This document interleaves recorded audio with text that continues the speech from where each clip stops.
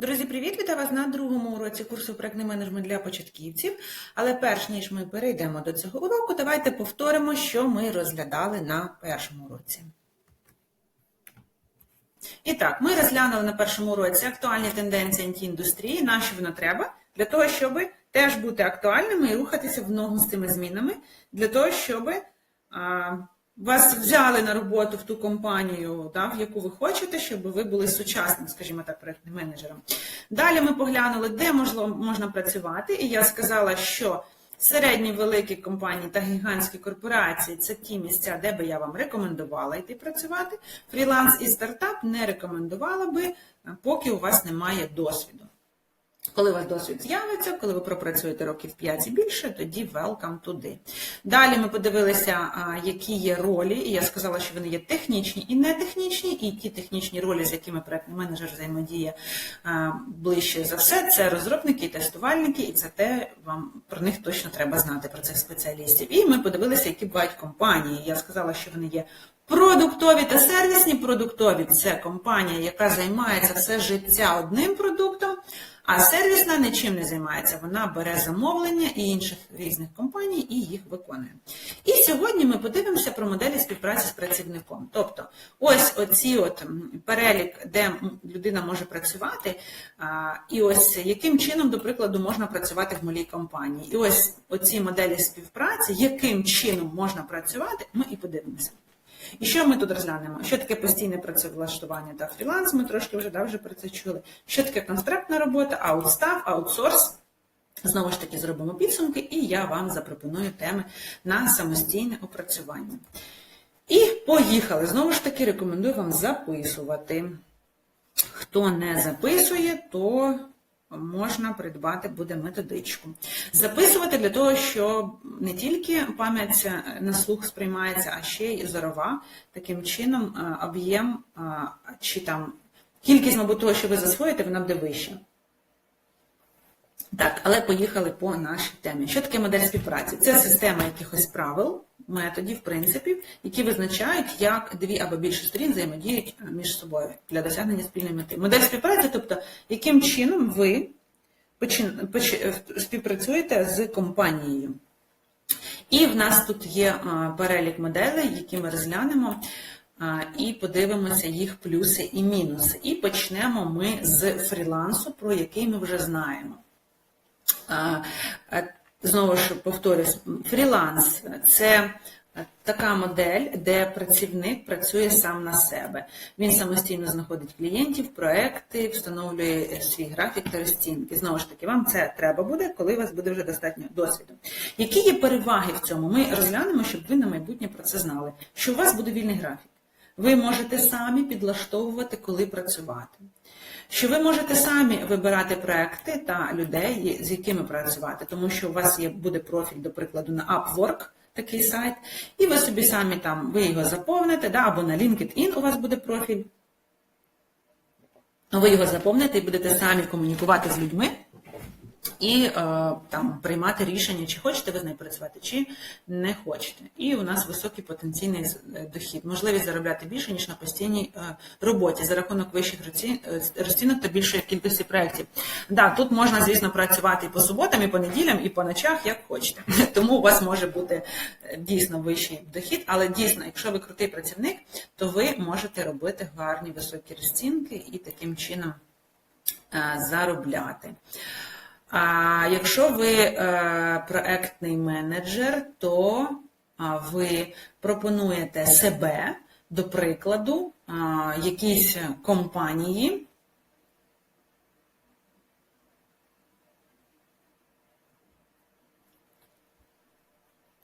і недоліки, які в цьому всьому існують, це нестабільність, це те, що я вам казала, що може бути робота, може не бути робота. Казала в минулому році. Тобто ви сьогодні, сьогодні ви знайшли замовника і все класно, завтра ви не знайшли, або щось пішло не так, і тут ви можете, тут треба розуміти, що можуть бути такі періоди, коли у вас не буде заробітної плати. Відсутність соціального пакету, то те, що якщо Ми говоримо про велику компанію, де дають медичне страхування, можливо, там оплачують курс англійської мови чи ще щось, тут такого нічого немає. Да, має бути високий рівень самодисципліни, тому що у вас немає кому вам розказувати, що треба працювати, ви самі собі розказуєте, і самостійно треба займатися своїм піаром, треба вести соцмережі, мабуть, да, треба десь про себе розповідати, тобто треба постійно себе просувати, що не всім під силу. Але це одна з таких от недоліків роботи на фрілансі. Детально не розглядаємо, прям дуже детально, тому що наразі, коли ви новачок, цей тип, скажімо так, діяльності поки що не для вас. Я сюди вам не рекомендую, тому що треба спочатку мати знання. Наступний тип співпраці, модель співпраці – це постійне працевлаштування. Це коли ви просто йдете в компанію, да, вас там працевлаштовують, ви працюєте за певним графіком, да, у вас повний робочий день є, отримуєте стабільну заробітну плату, маєте соціальний пакет. Постійне працевлаштування, воно можливо повсюди. І в стартапі, і в малій компанії, в гігантській корпорації, у всіх тих типах компаній, які ми розглядали, в минулому уроці ви можете постійно працевлаштуватися. Які тут у нас плюшки? У нас є стабільність, у вас є зарплата, певний дохід, да? У вас є кар'єрний ріст. Запам'ятайте, чим менша компанія, тим швидше ви можете в ній рости. Тобто, якщо це мала компанія чи там середня, то кар'єрний ріст може бути швидше, тому що кількість спеціалістів не така велика і можна швидше закрити якусь там нову посаду, яка з'являється. Якщо це гігантська корпорація, де купа посад, де там певний якийсь є шлях, який треба пройти, щоб перейти з однієї позиції на іншу, то там кар'єрний ріст буде не такий швидкий. Із плюсів це командна робота, да, можливість працювати в колективі, обмінюватися досвідом і так далі. І маєте соціальний пакет. Не повсюди, мабуть, можливо, там стартап чи мала компанія, можливо, не знаю, чи буде медичне страхування. В великих компаніях, в гігантських корпораціях точно у вас буде медична страховка, можна полікувати зубки, і це ваша компанія вам оплатить або частково оплатить. Оплачувана відпустка чи лікарняні, скоріш за все, це буде у всіх компаніях, і стартап, і мала компанія, тому що за законодавством України це обов'язково. І яка в нас недоліки? Да? Якщо ми порівнюємо з фрілансом, то гнучкість менша, тому що на фрілансі ви можете, коли хочете працювати, тут не можете, тому що у вас є певний графік. Да, є бюрократія якась, бо треба дотримуватися правил, процедур, треба виходити, якщо ви офлайн працюєте, верніше онлайн, якщо ви працюєте, треба включати, до прикладу, камери завжди, да, тому що є певні правила.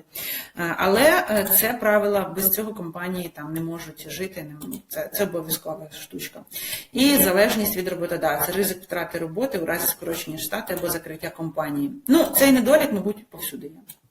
Да, і, мабуть, на фрілансі це там ризик втрати найвищий, хоча, не знаю, будь-яка компанія, от взяти цей, до прикладу, да, період ковіду, коли дуже багато компаній позакривалось, тобто це все дуже залежить ще від всякої там економічної ситуації в країні, на ринку, тому, мабуть, ось цей недолік, він є незалежно, де би ви пішли працювати, цей недолік буде повсюди. Наступне, це в нас контрактна робота, це якщо в нас постійне працевлаштування, ви тут працюєте повний робочий день з 9 до 6, чи як ви там домовляєтеся, то контрактна робота, ви можете працювати на виконання певних послуг, тому що ви закладаєте договір, до прикладу, з компанією, і компанія каже, там, що вам в тиждень ви відпрацьовуєте 20 годин, чи 15 годин, чи, тобто якийсь певний період. І ви можете, до прикладу, знаєте, коли ось тут в мене контракт не є штатним співробітником компанії, ви можете, до прикладу, приходити в цю компанію, коли там період, не знаю, повищена кількість роботи і треба допомога. Там різні є причини, чому ви можете приходити, але просто запам'ятайте, що якщо тут ви працюєте з 9 до 6, грубо кажучи, да, там, як всі люди, то тут ви працюєте якийсь там період часу, який прописаний в вашому договорі. Які будуть переваги? Що контрактори зазвичай отримують вищу погодинну оплату, ніж штатні співробітники, тому що ви прийшли, наприклад, не знаю, в цій компанії, там, не знаю, один проект наклався на інший, на третій, і не вистачає робочих рук.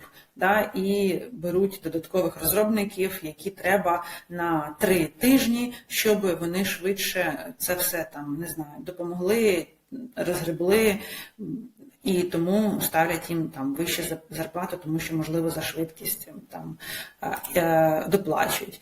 Гнучкість, можливість ви можете вибирати, з ким погоджуватись на контракт, з ким не погоджуватись. Різноманітність, можливо, працювати над різними проектами та здобувати різноманітний досвід. Ну, ця різноманітність, вона є і ось тут на постійній роботі, але тут, дивіться, постійне працевлаштування. Знову ж таки, залежить, якщо у вас продуктова компанія, да, то у вас може бути один продукт, то там не буде багато різноманітності. Ми проговорювали про продуктову компанію та сервісну в минулому уроці. Хто цей урок не дивився, поверніться, будь ласка, туди. То якщо у вас продуктова, то у вас менше різноманітності, якщо у вас сервісна, у вас більше різноманітності. Ну і контрактна робота теж підрозуміває під собою різноманітність, тому що ви можете погоджуватися там на різні проекти. Із недоліків це там нестабільність, да? По контракту відпрацювали і все, більш не працюєте, відсутність соціального пакету, бо соціальний пакет тим дають, хто штатний працівник і на повну зайнятість працює, тут нічого немає. І що тут за ризик, що контрактор несе відповідальність за якість виконаної роботи. Тобто ви самі маєте нести відповідальність за терміни та те, як ви зробите роботу. Тобто, якщо взяти ці два типи, то в чому різниця, що тут ви постійно працюєте, тут ви на якийсь певний період часу виходите, не знаю, ви можете попрацювати. Може бути навіть таке, що ви десь працюєте постійно, а на суботу чи неділю ви десь, може, там підпрацьовуєте ось таким от чином. Далі. Розглянемо наступна модель – це аутстаф. Що воно таке? Це модель співпраці, при якій компанія передає частину своїх співробітників у штат іншої компанії, але продовжує керувати їх роботою та проектами. Тобто, співробітники залишаються під контролем замовника, але юридично оформлені в іншій компанії. Так дуже багато компаній працює. Тобто, ось в мене така, до прикладу, частина співробітників працюють на аутстафі. Це, наприклад, є замовник, якому треба розробники. Ці розробники оформлені в основній компанії, в моїй, де я працюю, та я керую цими розробниками, але вони виконують все по замовленню ось цього клієнта. Це ми розглядаємо детальніше цю модель співпраці, тому що такого дуже багато в сфері IT, і треба розбиратися, що воно таке. І подивимося, як це все працює. Тобто, пошук аутстафера. Компанія, давайте так, візьмемо замість компанії, це магазин «Розетка». Магазин «Розетка» шукає людей, які би доробили щось у них на сайті. І хто би доробив на сайті, це зазвичай якраз оці сервісні компанії, про які ми говорили в першому уроці. Тобто сервісна компанія надає людей, розробників, тестувальників, проєктних менеджерів, які можуть закривати певні задачі. Так от, візьмемо, приклад, компанія «Розетка» шукає сервісну компанію, яка надає послуги з аутстафінгу, яка надає своїх розробників, щоб компанія «Розетка» зробила собі ще додаткову сторінку. Не знаю, знаєте, буде сторінка називатися «Новорічні товари», «Різдвяні товари». Далі, компанія аутстафер, це ця сервісна компанія, набирає цих спеціалістів відповідно до того, що хоче компанія «Розетка». «Розетка» хоче, щоб була ще одна сторінка в себе, де будуть продаватися різдвяні товари. І ці різдвяні товари, там, не знаю, якимось чином трошки по-іншому будуть виглядати на сайті. І ось компанія сервісна шукає цих розробників, які потрібні для розетки. Сервісна компанія влаштовується розробники влаштовуються на роботу в цю сервісну компанію, бо вона є аутстафером. Тобто їх HR знаходить в компанії, заключають з ними договір, І вони числяться в штаті цієї компанії. Але підуть працювати до компанії «Розетка». І далі компанія-замовник, компанія «Розетка», вона ставить задачі цим людям, контролює їх виконання і платить за їх роботу. Але вона платить не цим людям, а вона платить компанії сервісній. Дуже сподіваюся, що я не заплутано розказала. Значить, ще раз, є компанія сервісна, IT-компанія, яка має людей і надає цих людей, щоб ці люди закривали послуги. Є інша компанія, «Розетка», якій треба, щоб щось там зробили. Компанія «Розетка» знайшла сервісну компанію і сказала: «Ей, компанія сервісна, мені треба люди». І сервісна компанія у нас в даному випадку називається «Аутстафер». І вони побігли шукати людей. І там HR швидесенько наняли людей на роботу. Оформили ці HR цих всіх людей і кажуть: «Гей, магазин «Розетка», ми вже їх оформили, можна забирати». І магазин «Розетка», компанія-замовник, вона же, побігла і забрала цих людей. І каже: «Люди, розробники, ось ваші задачі, ось вам це все треба зробити. Ідіть і робіть». І навіть ця компанія взяла проєктного менеджера і сказала: «Проєктний менеджер, іди контролюй все, що вони тут роблять». І проєктний менеджер пішов контролювати. І далі оцей магазин «Розетка», що є компанією-замовником, оплатила послуги компанії «Аутстаферу». А «Аутстафер» – це якраз ця сервісна компанія. Сподіваюся, що тут це зрозуміло. Це треба знати, тому що такого дуже багато в ІТ, і ви з цим будете зіштовхуватися. Які є переваги та недоліки? Переваги. Чекайте, да. Значить, економія ресурсів. Компанія економить на витрат. Тобто це переваги для компанії, яка замовляє послуги. Тобто магазин «Розетка», компанія «Розетка», їй не треба шукати людей. Тому що є інша компанія, яка знайде цих людей. Тобто ваша сервісна компанія.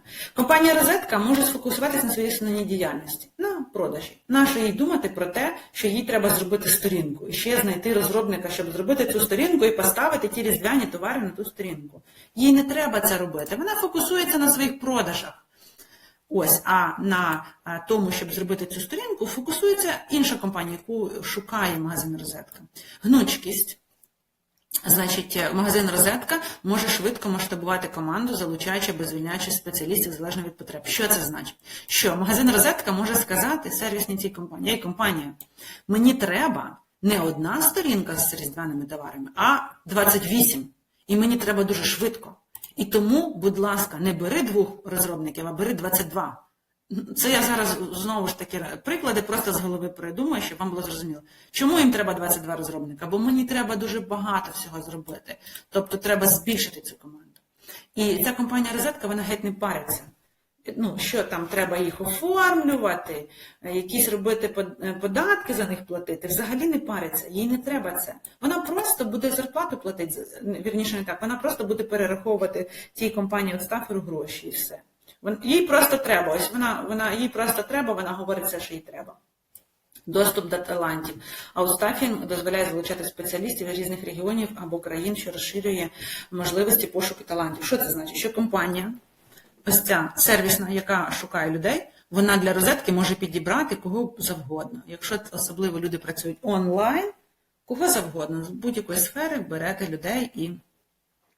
Вірніше, не з будь-якої сфери, з будь-якої країни, незалежності, там можна взяти і найняти. І зниження ризиків. Аутстафер бере на себе відповідальність за юридичне оформлення людей, трудові спори та інші ризики. Що це значить? Що компанія «Розетка» знову ж таки не париться, бо та компанія, яка наймає людей, вона сама париться. Вона сама веде бухгалтерію для цих людей, робить якісь договори і так далі. Тобто компанія «Розетка» повністю в плюсі. Вона в плюсі, їй треба, але вона за це платить гроші. Розумієте, компанія. Які є недоліки? Що менший контроль, компанія має менше контролю над спеціалістами, тобто компанія «Розетка» не може прям так сильно контролювати цих людей, як, до прикладу, своїх людей, які займаються продажем товару. Далі, ризик витоку інформації, тому що це спеціалісти все ж таки з іншої компанії, які прийшли працювати на розетку, і вони можуть десь щось сказати, розказати. Проблеми з комунікацією, інколи можуть виникати труднощі між комунікацією через різні часові пояси. Те, що ми казали, що доступ до талантів, і ви можете наймати хоч з будь-якої країни світу людей, але можуть бути проблеми, бо різні часові пояси, або різні культури, або комусь треба просто добрий день і вперед працювати, а комусь треба смолток, оцей бла-бла-бла, як погода, як діла, як ля-ля, як тополя. Оце треба, і в основному західні компанії це не треба. І через це можуть виникнути проблеми, якщо ви про це не знаєте. І залежність від аутстафера. Компанія залежить від аутстафера у питаннях підбору та утримання спеціалістів, тобто компанія «Розетка» залежить від тої сервісної компанії, тому що і вона наймає цих людей. І вона наймає, і ця компанія робить якісь штучки-плюшки для того, щоб мотивація була у цих людей, для того, щоб вони ніхто не звільнилися. Ось, і в цьому є і недолік. Так, і їх рухаємося далі. Сподіваюся, що я не дуже важко пояснила, сподіваюся, що це все дуже зрозуміло. І ще таке, ми подивимося аутсорс. Аутсорс – це, коли ми починали цей урок, я сказала, що ми розглянемо моделі, яким чином можна працювати вам з компанією. Аутсорс – це не ви працюєте з компанією, це компанія працює з компанією, але я включила цю модель таку роботи, тому що це теж досить популярна штучка в ІТ, і це теж про це треба знати. Що таке аутсорс? Передача певних бізнес-процесів або функцій сторонній компанії-аутсорсеру, яка спеціалізується на їх виконанні. Це дозволяє компанії-замовнику зосередитись на своїй основній діяльності, не витрачаючи ресурси на неосновних завданнях. Це дуже схоже з аутстафом, але коли ми говоримо про аутстаф, то ми беремо певних людей на виконання.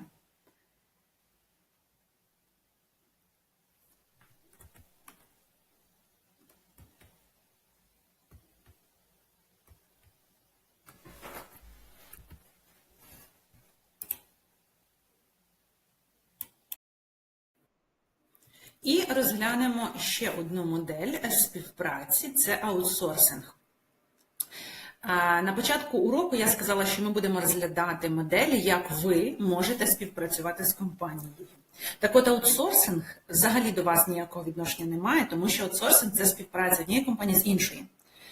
Але ми його все одно розглядаємо, тому що ви, як проєктний менеджер, будете в майбутньому зацікавлені в продажі ваших людей. Ви будете їм шукати роботу. І вам треба це знати. Взагалі вам треба знати, як це все працює. Зараз ми його розглянемо, я розкажу на детальному прикладі, щоб це було зрозуміло. Отже, аутсорсинг – це передача певних бізнес-процесів або функцій сторонньої компанії, аутсорсеру, яка спеціалізується на її виконанні. Це дозволяє компанії-замовнику зосередитися на своїй основній діяльності, не витрачаючи ресурси на виконання неосновних завдань. Тобто вона сконцентрується на чомусь своєму, але не на тому, що передає компанії аутсорсеру. Зараз ми подивимося, як це працює, і знову ж таки повернемося до того ж самого магазину «Розетка». Визначення потреб. Компанія-замовник. Тепер ми в минулому прикладі в нас була компанія «Розетка», для якої треба було зробити ще одну сторінку на сайті, і на тій сторінці вона би хотіла розмістити різдвяні товари. І для того, щоб це зробити, вона наймала спеціалістів. Брала в оренду спеціалістів, і це називалась модель аутстафу. Що таке аутсорс? До прикладу, компанія «Розетка» хоче зробити ще якийсь сайт.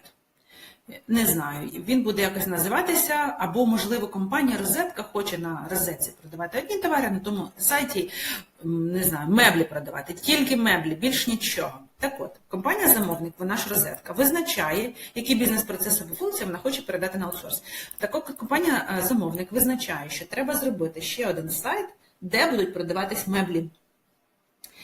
Ось, вона визначила, що треба це зробити. Далі вона шукає аутсорсера. Аутсорсером виступають якраз сервісні IT-компанії. Тобто, наголошую знову на сервісні, щоб це запам'яталося. Сервісна компанія, вона не має свого продукту, вона закриває потреби інших.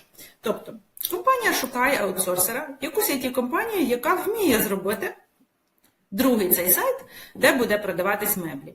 Розетка знаходить цю компанію, і ця компанія має експертизу. Тобто вона вже мільйон разів виконувала такі подібні сайти, де були продажі такого товару. Ну, неважливо, мебель, не мебель, просто подібні сайти. Далі вони роблять договір між собою, і вони, в якому визначаються, яким чином вони співпрацюють, що має зробити компанія-аутсорсер. Аутсорсер, і ще раз, це сервісна IT-компанія. Терміни виконання, скільки це буде коштувати і так далі.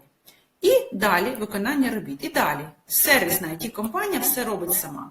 Взагалі компанія Розетка, вона там не фігурує. Тобто, якщо в першій моделі співпраці, аутстафінгу, компанія Розетка брала людей до себе, скажімо так, в штат, в оренду на певний період, то в цій моделі аутсорсингу компанія Розетка нікого не бере. Вона просто наймає іншу компанію, каже, компанія, іди зроби. Все.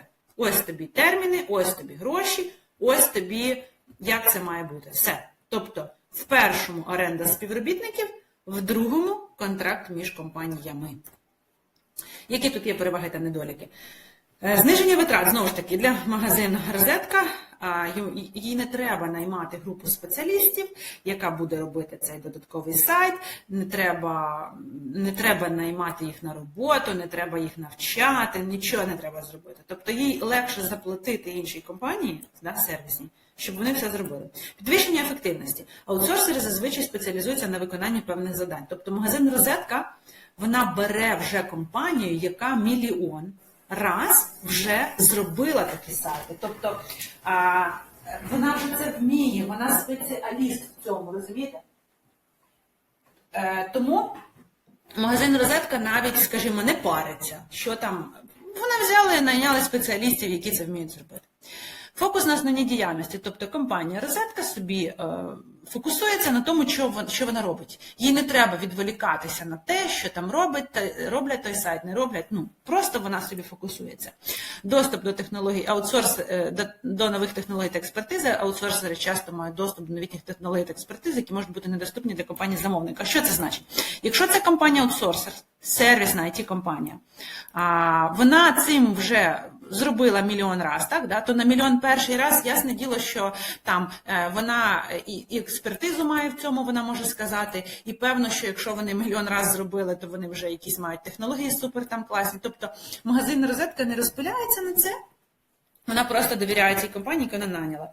І гнучкість аутсорсинг дозволяє компанії швидко масштабувати свої ресурси в залежності від потреб бізнесу. Що значить масштабувати свої ресурси? Що просто найняти нову компанію в цій аутсорсера, в цій компанії плюс 15 людей, ось вона масштабувалась. Тобто вони взяли, якщо їх треба не 15 людей, а 150 людей, вони взяли компанію, де 150 людей, і ці 150 людей швидко виконали завдання, яке треба було виконати. Що за недоліки? Втрата контролю. Компанія-замовник втрачає певний контроль над процесом виконання завдань. Тобто Розетка туди вже носа не сує.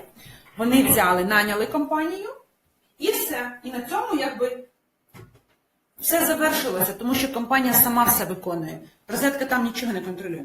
Ризик витоку інформації, те саме, що з минулої моделі співпраці, і там люди, всі люди можуть проговорити, сказати щось, те, що не потрібно казати.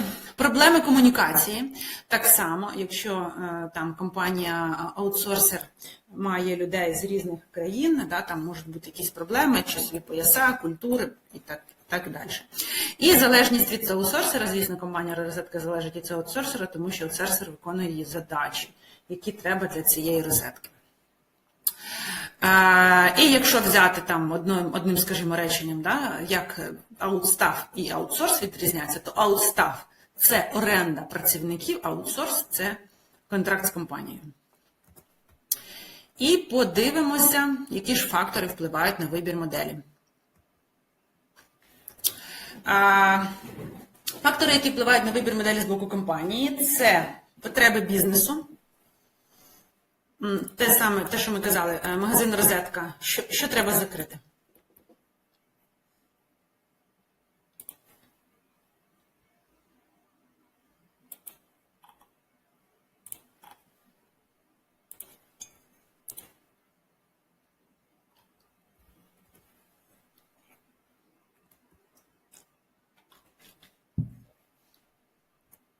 І подивимося фактори, які впливають на вибір моделі з боку компанії, потреби бізнесу, що треба зробити, які спеціалісти треба.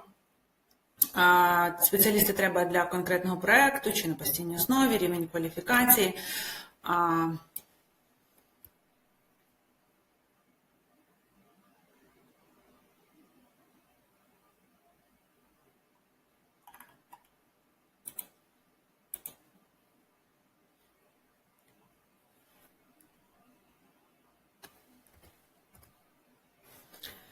І подивимося, які ж фактори впливають на вибір моделі співпраці.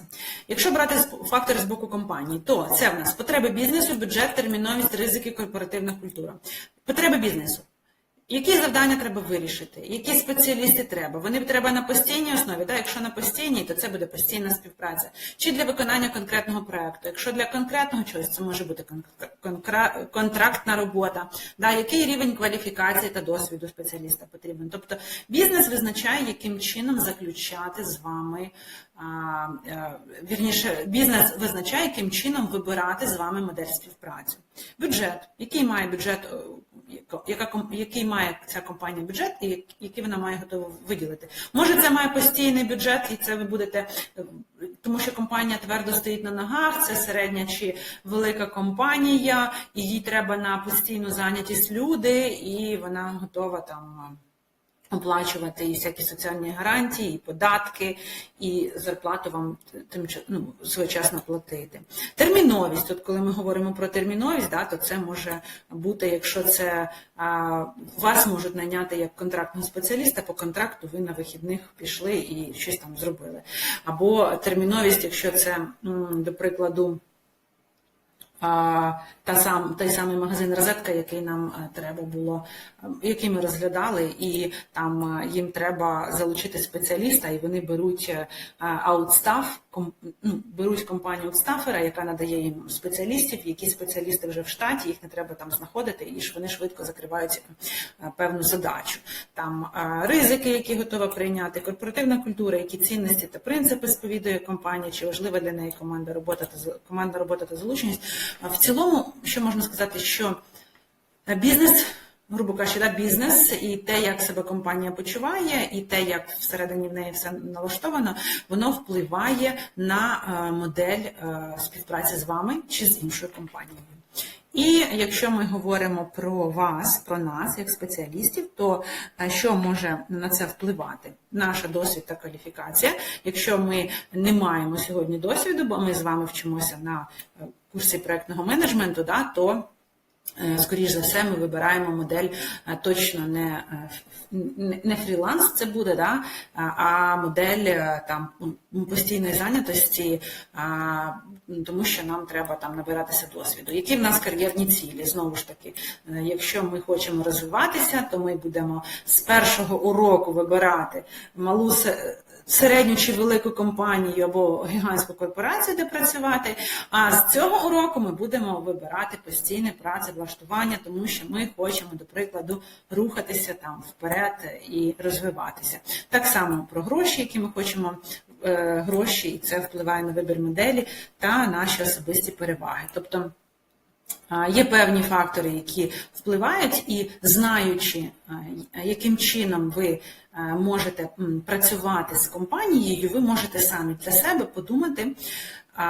що вам важливо, і вже від цього відштовхнутися, яким чином ви будете, чи хочете працювати з компанією, чи це постійна зайнятість, чи це контрактна робота. Скоріш за все, на сьогоднішній момент, коли ви новачок, ви тільки вчитеся, це точно буде компанія з постійною зайнятістю. І, можливо, та компанія, де ви прийдете, якщо вона буде займатися, до прикладу, аутстафером, то ви можете навіть на аутстаф піти в якусь іншу компанію. І подивимося, що ми сьогодні пройшли. Ми пройшли 5 типів співпраці: постійне працевлаштування, фріланс, контрактна робота, аутсорс і аутстаф. І Ми подивилися, що постійне працевлаштування – це найкраща наразі штука для нас, новачків, коли ми тільки приходимо у сферу, тому що в нас є стабільність, кар'єрний ріст, соціальний різний пакет і захист, якщо ми вибираємо там великі компанії, не стартапи, я зараз про соціальний пакет, хоча, може, і стартапи є, не знаю.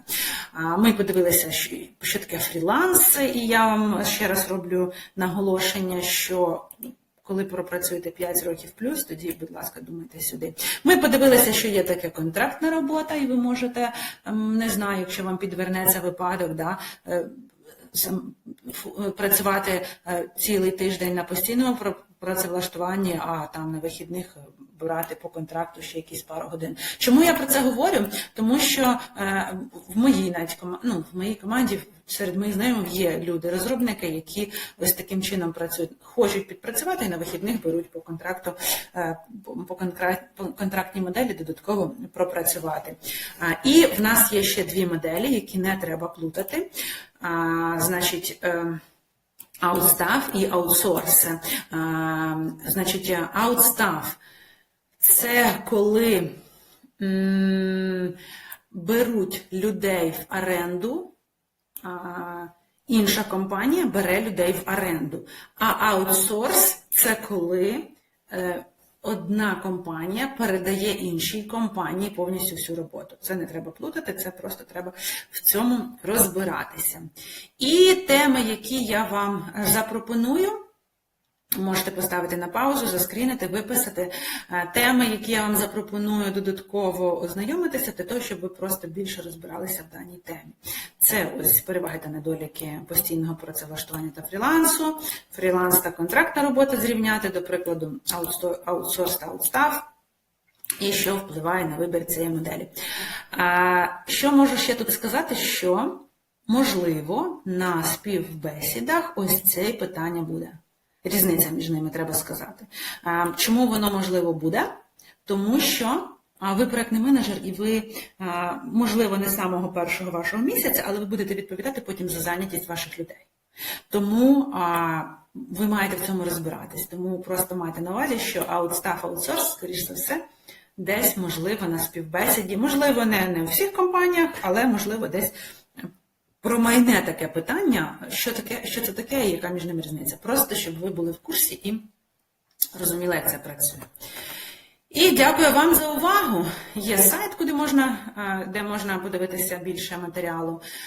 Є Телеграм, де виходять щотижнево чи там раз-два тижні статті. Є методичка, яка є коротким конспектом, і її можна придбати. І можна підписатися на Інстаграм. Що ж, дякую вам за увагу і до зустрічі в наступному уроці.